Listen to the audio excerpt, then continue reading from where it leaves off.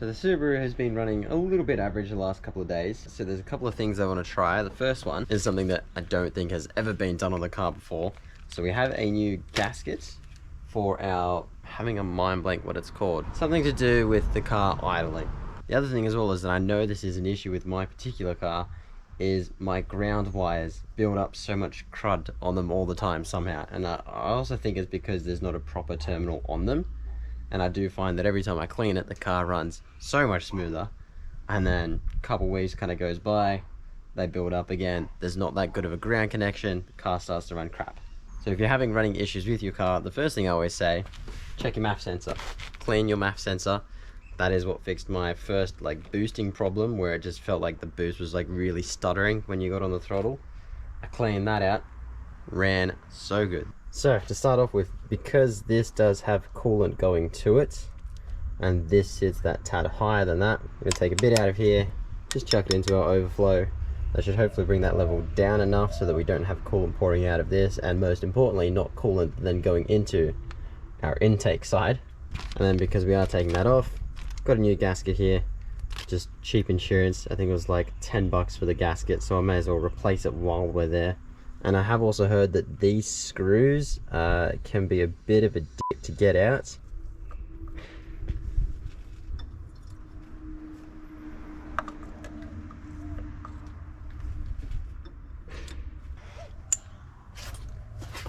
We might. Yeah.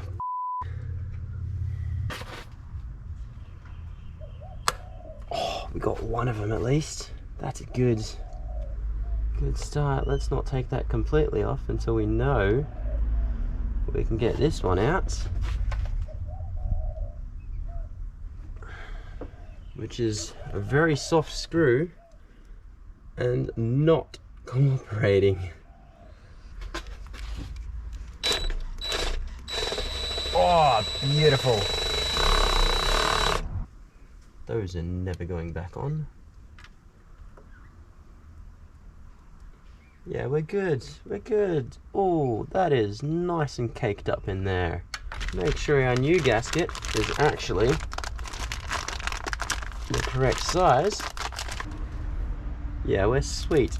I'm hoping throttle body and carb cleaner is sufficient enough for the job, because if I'm being honest, I don't have anything else. I've run out of cleaners.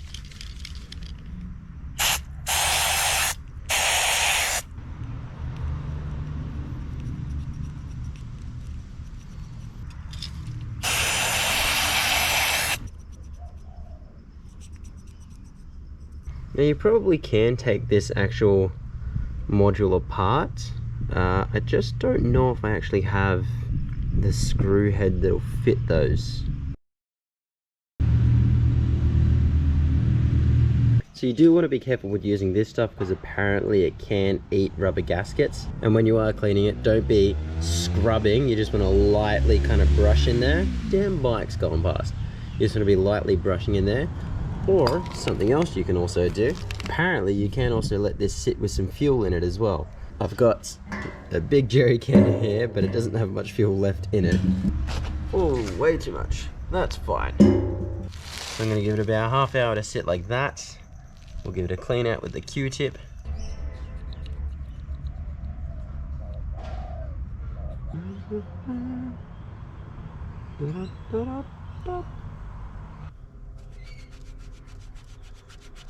So the new gasket is going to be that little bit smaller because it hasn't quite expanded out with all the heat and everything. But that there is looking like it's seated pretty good. New hardware.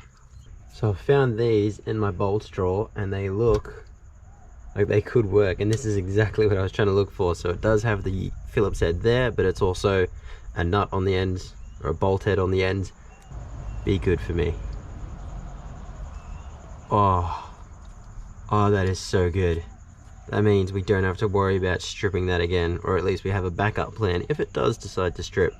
It's like 2 foot-pounds or something, or 2 Newton meters. I'm not too sure which one it was, but it's really not that tight. So we're just gonna kind of snug these down.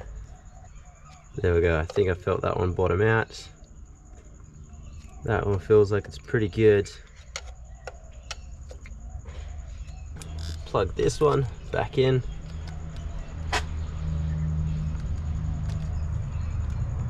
So the next thing you're meant to do on this, according to this little instruction thing, is you're supposed to do like a ECU reset. So you just disconnect your wires, touch them together, hit the brake pedal, do whatever.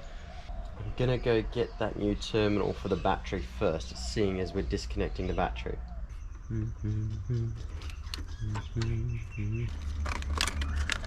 So this is a spare one I had laying around because I needed to redo my ground wire for one of my welders. That is only going to just fit that one. No, I'm not an electrician. I don't know what I'm doing. I just shove the thing in and clamp it down.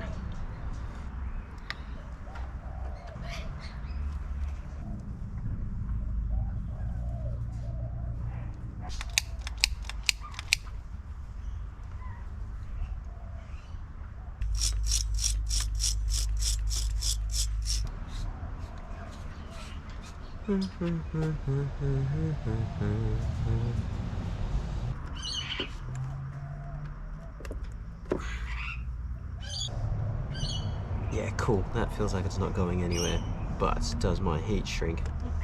Ho ho.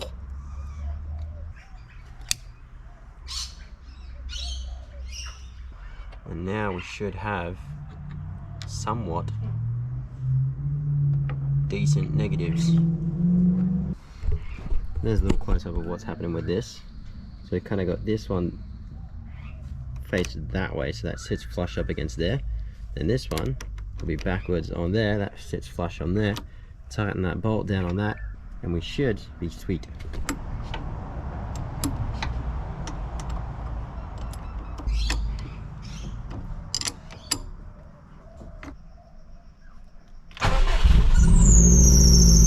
Ooh, squeaky belt.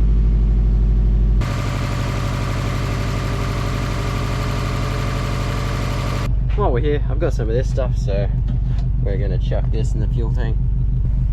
Whether this stuff actually does anything or not, I have no idea.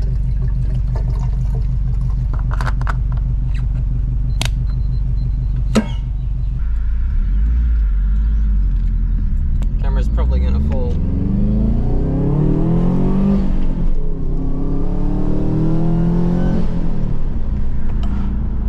I think we're pretty sweet. No clouds there. Oh, nicely. There's no stuttering, no jittering.